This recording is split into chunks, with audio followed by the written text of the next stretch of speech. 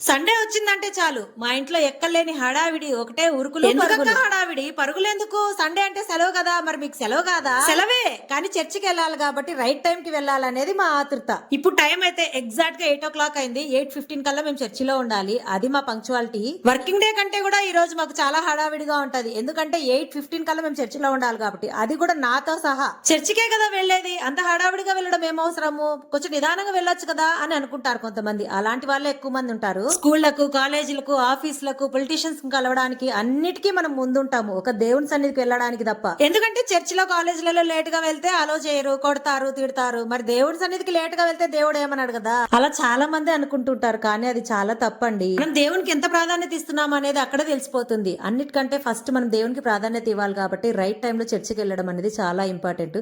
సరే గానీ నువ్వు ఎందుకు తల్లి మాకు ఇప్పుడు లెక్చరర్ బిక్తున్నా అని మాత్రం అనుకోకండి. ఏదో దేవుని మీద ఉన్న భక్తి శ్రద్ధలతో వచ్చిన 4 మాటలు మీతో